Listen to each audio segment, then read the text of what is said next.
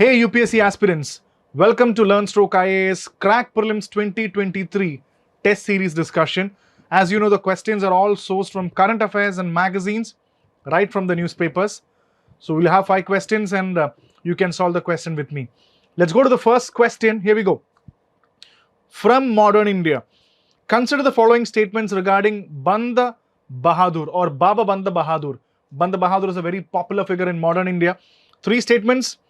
He was a Sikh military leader to wage an offensive war against the Maratha rulers and defeated the Marathas in the Battle of Samana in 1709. Statement number 1. The Sikh Guru, Tegh Bahadur convinced him that he was a Sikh and even baptized him before giving him his new identity. Okay, question number 3. Statement 3.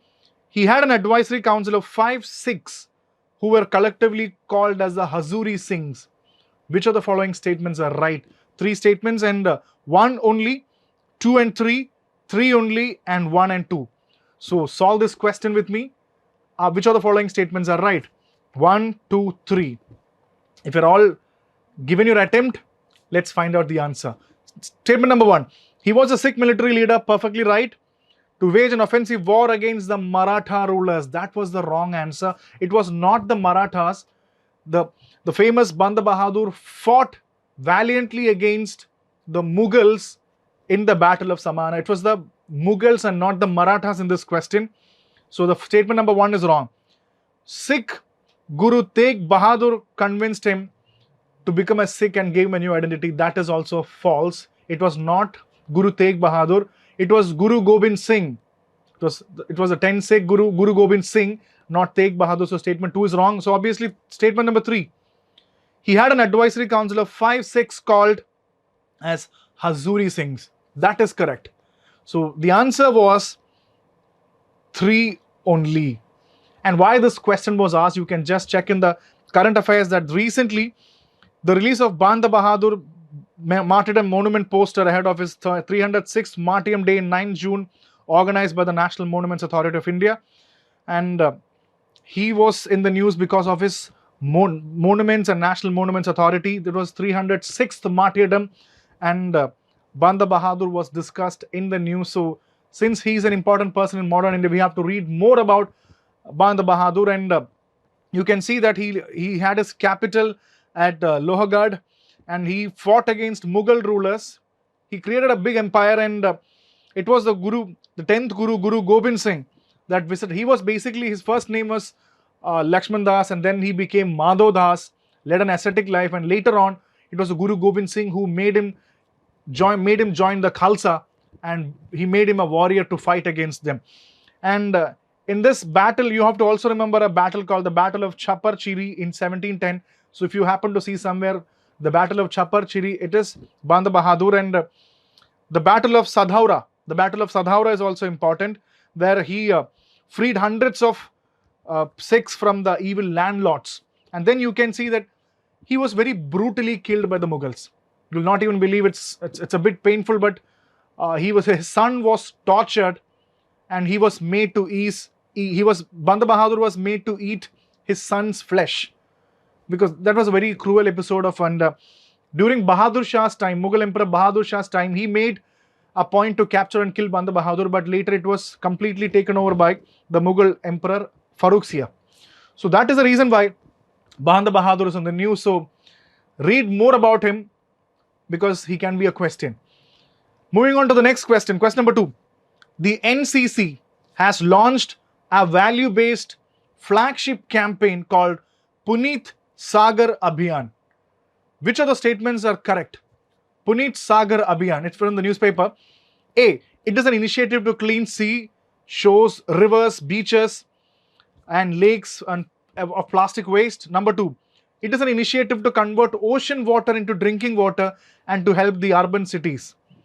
C. It is a long-term vision for protecting coral reefs in the Gulf of Mannar and Gulf of Kutch. And D. It is exploration. It is basically conducted for the exploration of technologies of polymetallic nodules program. So all these are important aspects. Which of the following? What does Puneet Sagar Abhiyan mean? If you have read this, find the answer. Let's check the answer. Puneet Sagar Abhiyan means It is an initiative to clean seashores, beaches, water bodies, river, lakes from plastic waste. So why in the news? NCC's Puneet Sagar campaign to culminate on June 5 on the Environment Day 2022. It's a continuous project that is being conducted, and not only cleaning the rivers, it is also spreading the message of Swachh Bharat. That is also important. So that was the second question, and on Puneet Sagar Abhiyan. Let's go to the third question and solve this. Consider the following statements regarding single-use plastics or SUP. Perhaps it is capturing a newspaper very frequently, so you have to tell me, what do you mean by single-use plastic? Statement number 1. Single-use plastics are goods that are made primarily from fossil fuel-based chemicals. Statement number 1. Statement number 2. Microplastics, smaller plastic particles, result from single-use plastic breaking down and polluting our water source and even our food. So that means microplastics are basically an offshoot of the single-use plastic. Statement number 2 and statement number 3. Plastic will not degrade, but it biodegrades tiny particles, releasing toxic additives which make their way into food and water supply. So plastic will not degrade, it biodegrades. Which of the following statements are right? Let's check the answers. 1 and 3, 1 and 2, 3 only, and 2 only. Which of the following is the right answer? So solve the question with me. Let's check the answers right now. Single-use plastics are goods that are made primarily from fossil-based chemicals. Is it right or wrong? Absolutely right. The statement number 1 is correct. Statement number 2. Microplastics, smaller plastic particles, result from single-use plastic breaking down and polluting water. That is also, is it right? That is also right. Statement number 3. Plastic will not degrade, but it biodegrades, releasing tiny particles of toxic additive. This statement is wrong because plastic is not biodegradable. Plastic degrades. It is not. Plastic is not decomposed. It is broken down. That was the answer. So let's check out the answer, and the answer is 1 and 2. Third one is wrong, and let's see why. This was in the news. Center writes to states to phase out single-use plastic. Mohua launches Clean and Green campaign on World Environment Day. This was a thing that they asked in. Single-use plastics are definitely made from fossil fuel-based chemicals, and it is said that we produced almost 300 million tons of plastic, almost which half of that is single-use plastic.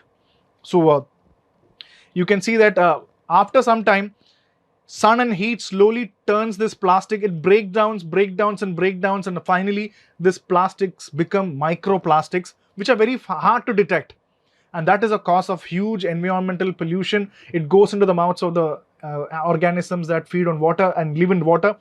So that is a big source of pollution. Plastic will not biodegrade, decompose into natural substance like soil, but it will degrade, break down into tiny particles after many years. So that was the question that you missed out. The question was flipped. So that was the answer. And yes, so please read more about single-use plastics and why states are, what are the environmental harm that it creates, what are the features of single-use plastics. You have to read more about this, and we'll also carry on this question again. Let's move to the next question. Consider the following statements regarding International Telecommunication Union, or ITU, which appears in the news. If you heard about International Telecommunication Union, yes, let's discuss 3 important statements. The ITU currently has a membership of around 193 countries and does not enter or allow private institutions, which are instead given observer status. Statement number 1. Statement number 2. The World Summit of Information Society, or WSIS 2022 is organized by ITU, UNESCO and UNCTAD. Okay, statement number 2. Statement number 3. India has been a member of ITU since 1947 and has been continuously participating actively in the activity of the unions. Which of the following statements are right? Let's see the options. 1 and 3, 2 only, 1 and 2, 1, 2 and 3. All the statements. So freeze your answer, try to solve the questions, and let's see the answers. ITU currently has a membership of 193 countries. Yes, they has a membership of that, and does not allow private institutions. Instead, they give observer status. This is false.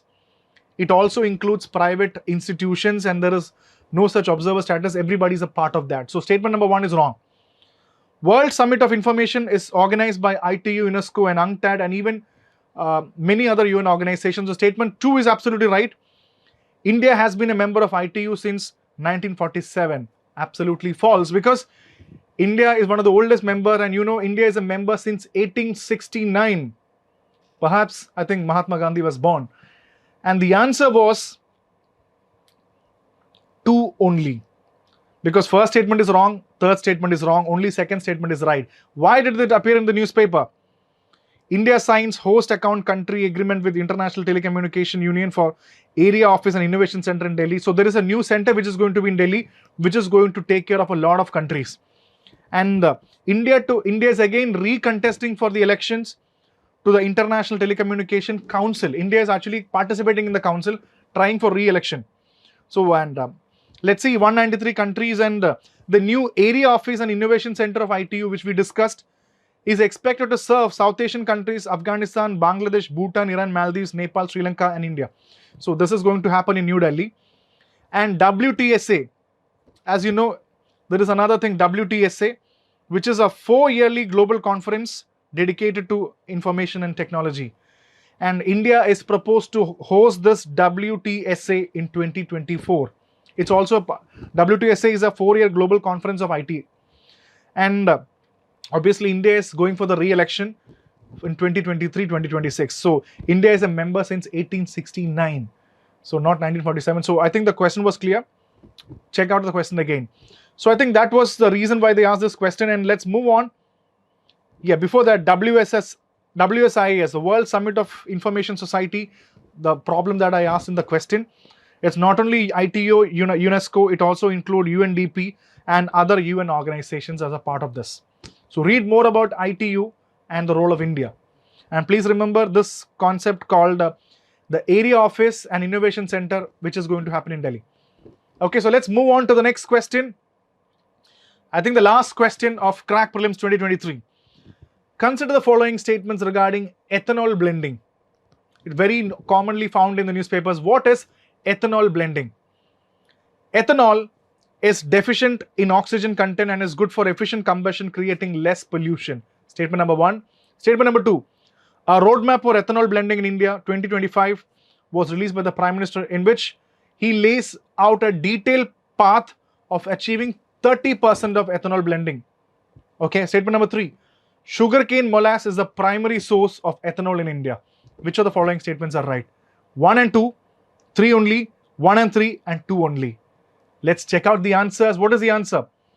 Ethanol is deficient in oxygen content and is good for efficient combustion, creating less pollution. Statement is absolutely wrong, because why? Ethanol is enriched in oxygen. Without deficient oxygen, only because it has got more oxygen, it is good for combustion. So statement number 1 is wrong. Roadmap of ethanol blending in India. The Prime Minister has laid down not 30%, 20% of ethanol blending by 2025. So it's not 30, the target is 20% of the ethanol blending. Sugarcane molasses is the primary source of ethanol in India. Absolutely right. The statement 3 is right. So what is the answer?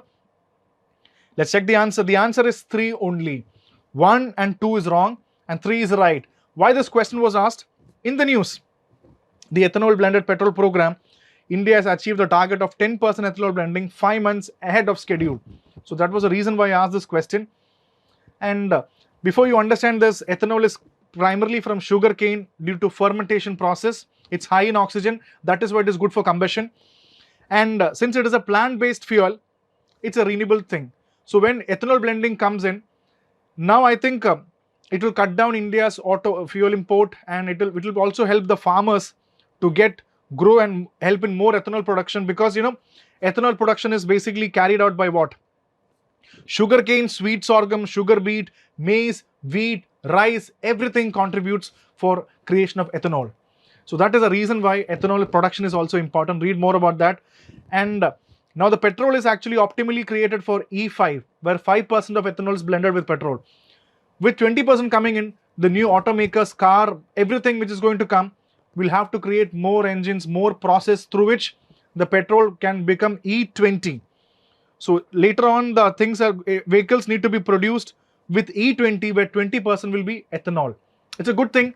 It will create less fuel, less pollution, and it's it will cut down India's fuel imports. So that is ethanol blending. So read more about ethanol blending process. It's a very important area. So now I think we have come to the end of the discussion. So hope you like the questions. There are more questions coming up. For a strategic civil service preparation, follow LearnStroke IAS. Be a part of our preparation. Share and like the channel. You'll get more questions and share it with your friends who are preparing for civil services. Let's crack it together. Thank you.